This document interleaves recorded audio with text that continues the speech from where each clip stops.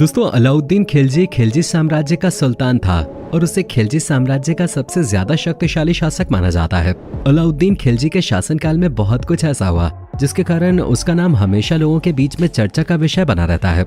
कुछ सालों पहले रिलीज हुई फिल्म पद्मावत में अलाउद्दीन खिलजी के जीवन के कुछ पहलुओं को दर्शाया गया था, लेकिन इतिहास इस बात का गवाह है कि खिलजी की जिंदगी में इसके अलावा भी बहुत कुछ हुआ था। इस बात को जानकर आपको थोड़ी हैरानी भी हो सकती है, लेकिन कुछ इतिहासकारों के मुताबिक खिलजी ने चित्तौड़ को अपने क्षेत्र के विस्तार के लिए घेरा था, न कि पद्मावती के लिए। खिलजी के बारे में कुछ लोग तो यहाँ तक कहते हैं कि भारत अलाउद्दीन खिलजी का कर्जदार है, क्योंकि उसके शासनकाल में मंगोलों ने भारत पर बार बार आक्रमण किए। मंगोल किस तरह से लोगों को क्रूरता से खत्म करते हुए आगे बढ़ते थे, इसे बयान करना भी मुश्किल है। ऐसे में खिलजी ने एक दो बार नहीं बल्कि 5 बार मंगोलों को धूल चटाई थी। साथ ही खिलजी ने बहुत से सुधार भी किए थे और वो उस वक्त एक बहुत कामयाब लीडर था। अब इस बात में कितनी सच्चाई है ये तो वीडियो के अंत तक आपको पता चली जाएगा, क्योंकि आज हम आपको अलाउद्दीन खिलजी की जिंदगी के उन रहस्यों के बारे में बताने वाले हैं जिनसे आम आदमी अभी भी अनजान है।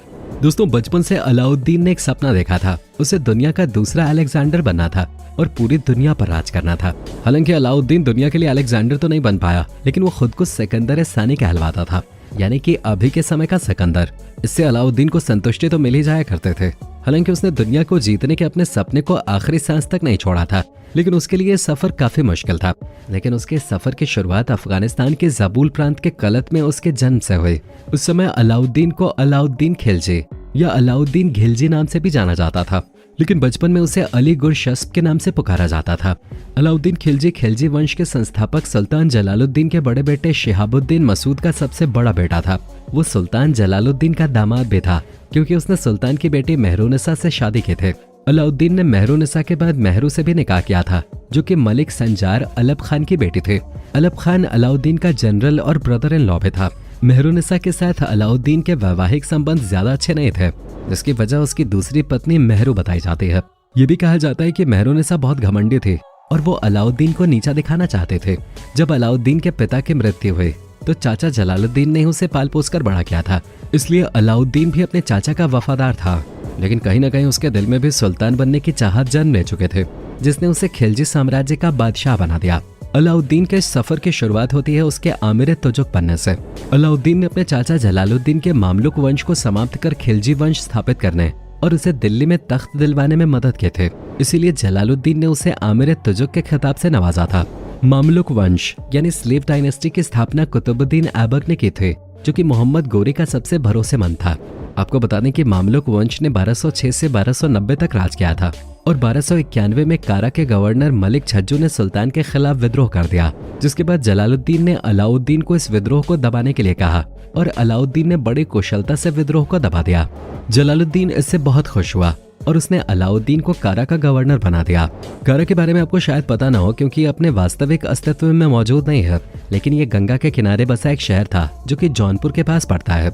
एक समय कारा का राजा जयचंद हुआ करता था, वही जयचंद जिसकी दगाबाजी के किस्से बहुत प्रसिद्ध हैं। हालांकि ये अलाउद्दीन के कारा जीतने के काफी पहले की बात है। कारा की जीत के बाद ही जलालुद्दीन ने अपनी बेटी मलिकाए जहां की शादी अलाउद्दीन के साथ करवाई थी। अब तक अलाउद्दीन समझ गया था कि अब वो ताकतवर हो चुका है और अपने चाचा को गद्दी से हटाकर वो सुल्तान बन सकता है, लेकिन इस काम को अंजाम देने के लिए उसे धन, सेना और सुल्तान का विश्वास जीतने की जरूरत थी। जिसके बाद धन इकट्ठा करने के लिए अलाउद्दीन ने 1293 में मालवा के परमार राजवंश के भिलसा पर आक्रमण करके उसे जीत लिया और अवध का गवर्नर बन गया। इस जीत के बाद अलाउद्दीन ने जितना भी लूटा हुआ धन था पूरा जलालुद्दीन के कदमों में रख दिया ताकि उसका विश्वास जीता जा सके। जलालुद्दीन भी अलाउद्दीन की इस बहादुरी से बहुत खुश था और उसने उसे अरीज़े मामलिक, मिनिस्टर ऑफ वॉर की उपाधि दे दी। हालांकि जलालुद्दीन को ये डर भी था कि अलाउद्दीन की यह बहादुरी एक दिन दोधारी तलवार बनकर उसका गला भी काट सकती है। और तो और जलालुद्दीन की बेगम को तो जैसे यकीन ही था कि उसके शौहर का कत्ल अलाउद्दीन के हाथों ही होगा। फिर भी जलालुद्दीन ने अलाउद्दीन को आर्मी को और ज्यादा ताकतवर बनाने के लिए धन इकट्ठा करने के अभियान पे लगा दिया। अलाउद्दीन भी आगे बढ़ता जा रहा था और 1296 में उसने डेक्कन में देवगिरी पर आक्रमण कर दिया। वहां से लूट का माल लेकर वो दिल्ली जाने की बजाय कारा चला गया। डेक्कन में अकेले दम पर लगातार जीत के कारण उसके हौसले बुलंद हो चुके थे और अब वो जलालुद्दीन को गद्दी से उतारने का पूरा षड्यंत्र बना चुका था। कारा पहुंचकर उसने जलालुद्दीन को एक पत्र लिखकर इस बात के लिए माफी मांगी कि वो लूट का माल लेकर दिल्ली नहीं आया। इस पर जलालुद्दीन ने खुद कारा पहुंचकर उससे मुलाकात की, जहां अलाउद्दीन ने जलालुद्दीन की पीठ में छुरा घोंपकर उसकी हत्या कर दी। इसके बाद उसने अपनी सेना को इकट्ठा किया और मुल्तान पर हमला कर जलालुद्दीन के बेटों की हत्या कर दी। अब वो दिल्ली का सुल्तान बन चुका था। दिल्ली का नया सुल्तान बनने के बाद अलाउद्दीन को आंतरिक खतरों के साथ साथ एक और खतरे से लड़ना था, जो था मंगोलों का आक्रमण। मंगोलों ने कई बार दिल्ली पर हमला किया। इसके अलावा जरन मंजूर ने साल 1297 में, सिविस्तान में 1298 में, किली में 1299 में, दिल्ली में 1303 में, अमरोहा में साल 1305 और 1306 में अलाउद्दीन और मंगोलों का आमना सामना हुआ। इस दौरान अलाउद्दीन का पलड़ा ही भारी रहा और उन्हें लौट के जाना पड़ा। जिस दौरान मंगोल अलाउद्दीन पर आक्रमण कर रहे थे, उसी दौरान अलाउद्दीन उनसे तो लड़ ही रहा था और बाकी राज्यों को भी जीत रहा था। इसमें 1299 में जीता गया गुजरात, 1301 में रणथंभौर, 1303 में चित्तौड़ और 1305 में मालवा था। चित्तौड़ में तो उसे जीतने में 8 महीने से भी ज्यादा का समय लग गया था।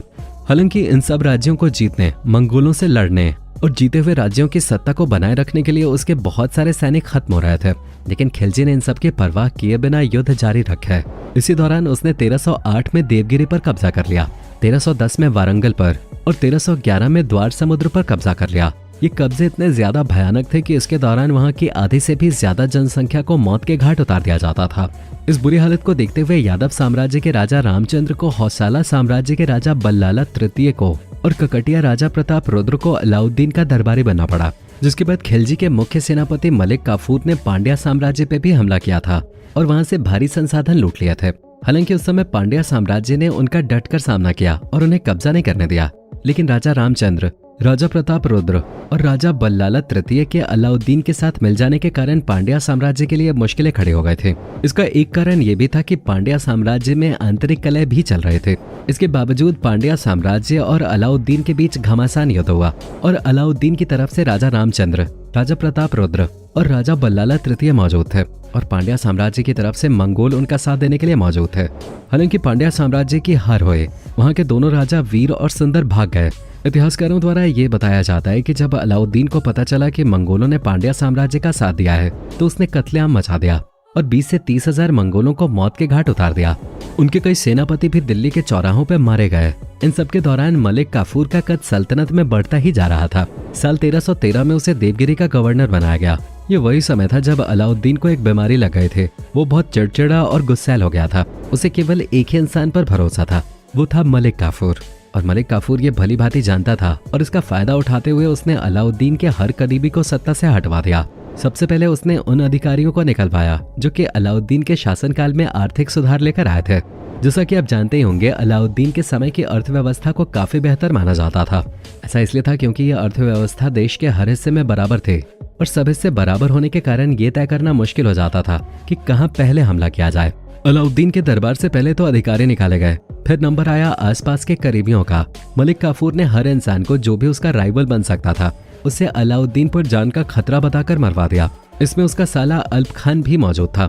अल्प खान अलाउद्दीन का वफादार था, लेकिन उसे भी जान से हाथ धोना पड़ा और तो और सारे वजीर भी हटा दिए गए और मलिक काफूर वाइसरॉय बन गया। दोस्तों, अब आप इसे किस्मत का दस्तूर कहिए या कुछ और, लेकिन अलाउद्दीन के साथ वही हुआ जो उसने अपने चाचा के साथ किया।